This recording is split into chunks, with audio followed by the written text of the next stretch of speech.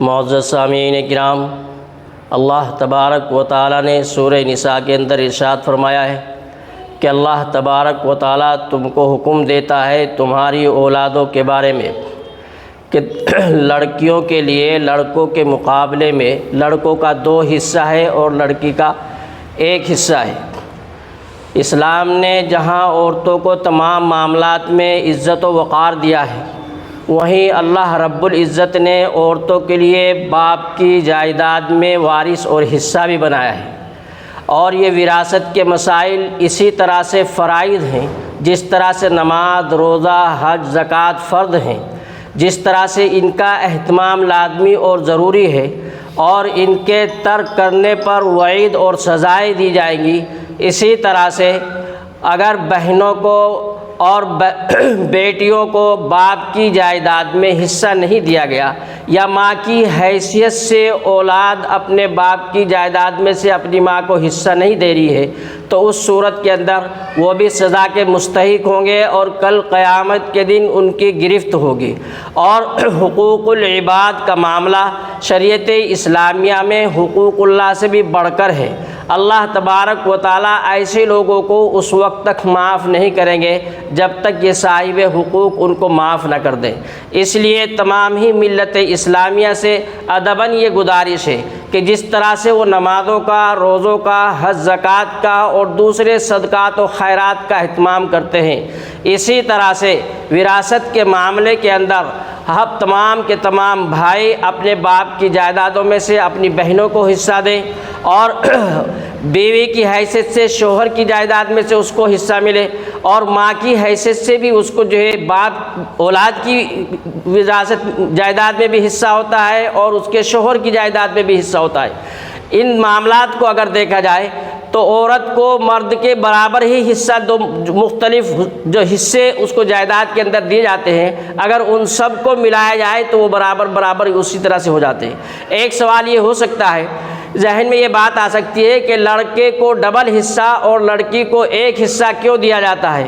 تو اس سلسلے میں شریعت اسلامیہ کا اصول یہ ہے کہ حصہ بقدر ذمہ داری ہوتی ہے۔ چونکہ لڑکے کی ذمہ داریاں زائد ہوتی ہیں، ماں باپ کے کفالت کی ذمہ داری اور اسی طرح سے دادا دادی کی کفالت کی ذمہ داری، نانا نانی کی کفالت کی ذمہ داری، یہ مرد کے اوپر واجب ہے جبکہ عورت کے اوپر واجب نہیں ہے۔ اسی طرح سے جہاد میں شرکت اور بہت سی ذمہ داریاں ہیں جس کے لیے مرد کے اوپر زیادہ ذمہ داری ہوتی ہے، عورتیں ان ذمہ داریوں سے خالی ہوتی ہیں۔ اس لیے شریعت اسلامیہ نے عورت کے مقابلے میں مرد کے 2 حصے رکھے اور عورت کا 1 حصہ ہے۔ مگر افسوس یہ ہے کہ آج ہم ملت اسلامیہ کے اندر ہم عورت کا وہ بھی حصہ نہیں دے رہے، جو بڑے افسوس کی بات ہے، اور ہمارے لیے ہم اس طرح سے اسلام کی صحیح نمائندگی اس ملک کے اندر نہیں کر پا رہے ہیں۔ اس لیے ہماری ذمہ داری ہے کہ ہم اپنی بہنوں کو اور اپنی بیویوں کو اور اسی طرح سے ماں کو، یعنی عورت کو جس حیثیت میں بھی ہو اور جو شریعت نے اس کے لیے قرآن کریم کے اندر حصے مقرر کیے ہیں،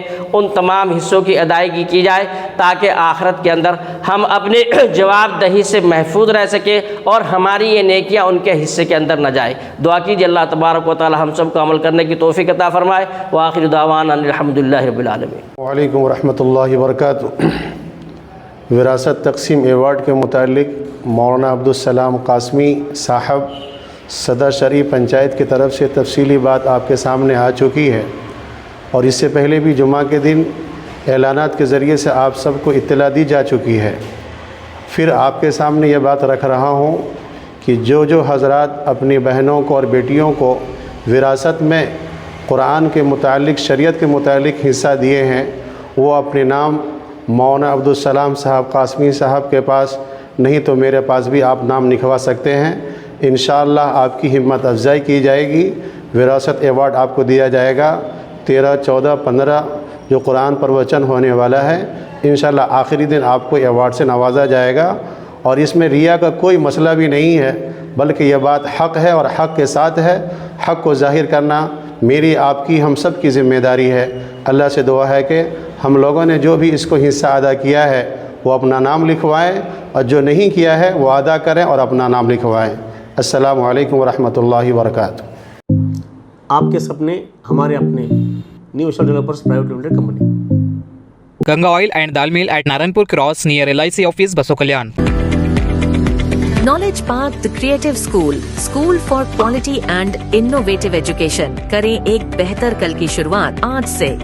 Modern men's parlor, tattoo studio, body massage, haircut and marriage setup for boys done here. Near Panjabi Dhami Main Road, Baso Kalyan.